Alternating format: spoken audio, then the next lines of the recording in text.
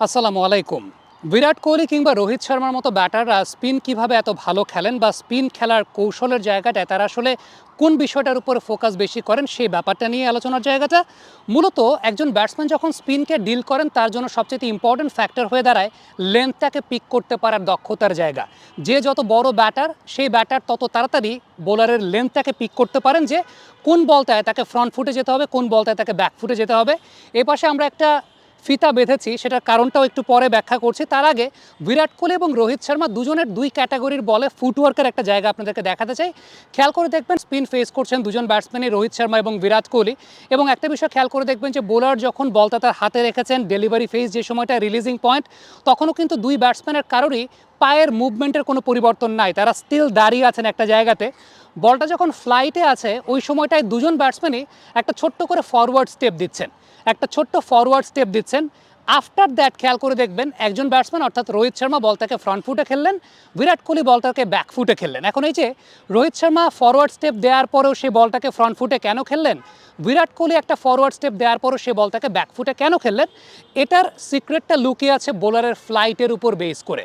খেয়াল করে দেখবেন যেই বলটা রোহিত শর্মা ফেস করছেন সেই বলটা কিন্তু ফ্লাইটে যখন, ওই সময়টা ফ্লাইটটা কিন্তু উঁচু ফ্লাইট অর্থাৎ আই লাইনের ওপরের ফ্লাইট। অন্যদিকে বিরাট কোহলি যে সময়টা ব্যাটিং করছেন তখন ফ্লাইটটা খেয়াল করে দেখবেন ফ্লাইটটা কিন্তু আই লাইনের নিচের ফ্লাইট। অর্থাৎ বিরাট কোহলি ওই আই লাইনের নিচের ফ্লাইটটা দেখে জাজ করে ফেলেছেন যে এই বলটা তাকে ব্যাকফুটে গিয়ে খেলতে হবে, এই বলটা এমন একটা জায়গায় পিচ করতে যেখানে তিনি আসলে ব্যাকফুটেই খেলবেন বা ব্যাকফুটে খেলাকে ট্রাস্ট করতে পারেন। অন্যদিকে রোহিত শর্মা সেই ফ্লাইটটাকে জাজ করেই কিন্তু ডিসিশন নিয়ে ফেলেছেন যে না, এই বলটা আমাকে ফ্রন্ট ফুটে ডিল করতে হবে। সো স্পিন নেগোশিয়েট করার অন্যতম বড় অস্ত্রের জায়গাটা বা অন্যতম বড় জায়গাটা হচ্ছে আপনাকে ফ্লাইটটাকে জাজ করে ফেলতে হবে। বোলারের ফ্লাইটটা দেখে আপনাকে বুঝে নিতে হবে বলটা আসলে কোন জায়গাটায় পিচ করছে। এখন দেখা গেল আই লাইনের উপরে বল ফ্লাইটে আছে, আপনি সে বলটাকে ব্যাকফুটে খেলতে গেলেন। বিশেষ করে আমাদের দেশে যেই কাইন্ড অফ উইকেটে খেলা হয় আপনি এলবিডাব্লিউ হতে বাধ্য বা আপনার সেই জায়গাটা এলবিডাব্লিউ আপনি হবেন।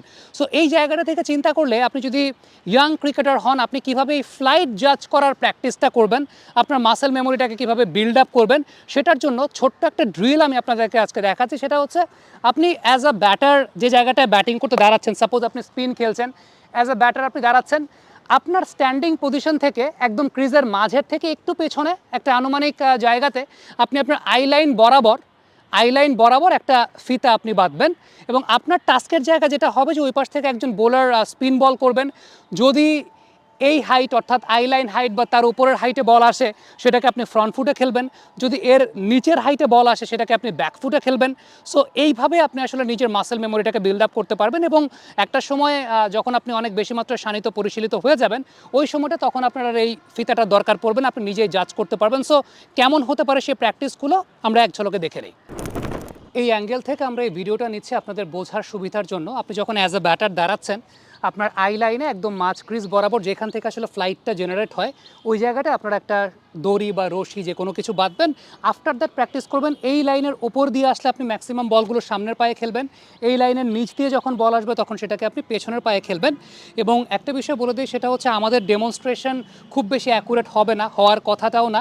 সেটা ম্যাটার করে না যে আমার ফুটওয়ার্ক কেমন হচ্ছে, আমার হ্যান্ড সুইং কেমন হচ্ছে, ম্যাটার করে প্রসিডিউরটা, যে এই প্রসিডিউরটা আপনারা মেনটেন করবেন। বাই দ্য ওয়ে আমি সবসময় 10-11 নম্বরে ব্যাটিং করতাম, সো আমার ব্যাটিং অতটা ভালো হবে না, বাট আপনারা যারা ভালো ব্যাটসম্যান আছেন এই প্র্যাকটিসটা করলে স্পিনের এগেনস্টে আপনারা আরও অনেক বেটার জাজ করতে পারবেন বোলারের লেন্থের জায়গাটা। এবং আমাদের বোলারও ঈদের ছুটির এই সময়টাতে প্রফেশনাল বোলার নাই, দ্যাটস ওয়াই একটু হয়তো বা বোলিংয়ে এদিক ওদিক হতে পারে, বাট আপনারা প্রক্রিয়াটা দেখে নেবেন। So let's start.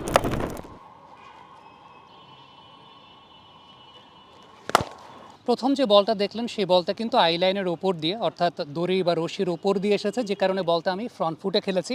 এই টাইপের বলগুলোকে আপনি যদি ব্যাক ফুটে খেলতে চান তাহলে কিন্তু আপনি এলবিডাব্লিউ বা অন্য কোনো ধরনের আউট হওয়ার সম্ভাবনাটা অনেক বেশি মাত্রায় বেড়ে যাবে।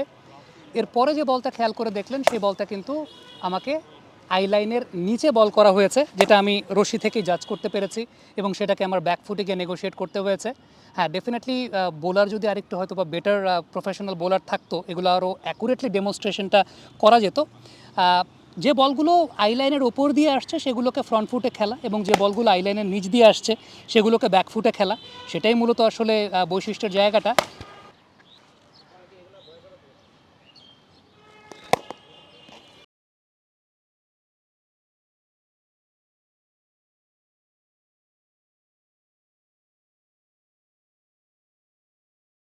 আদারওয়াইজ ম্যাক্সিমাম বল যেগুলো দেখছেন যে আইলাইনের নিচ দিয়েই আসছে এবং সেগুলোকে আলটিমেটলি খেলতে হয়েছে ব্যাকফুটে গিয়েই। মাইন্ড ইট, আমার সামনে কিন্তু মিডন অঞ্চলে প্রীতম দাঁড়ানো ছিল ক্যামেরা হাতে, সো অন সাইডে প্রপার শট ঠিকভাবে খেলা যায় না, প্রোটেকশন নিয়েও চিন্তা করতে হয়েছে শুটিংয়ের সময়টাতে।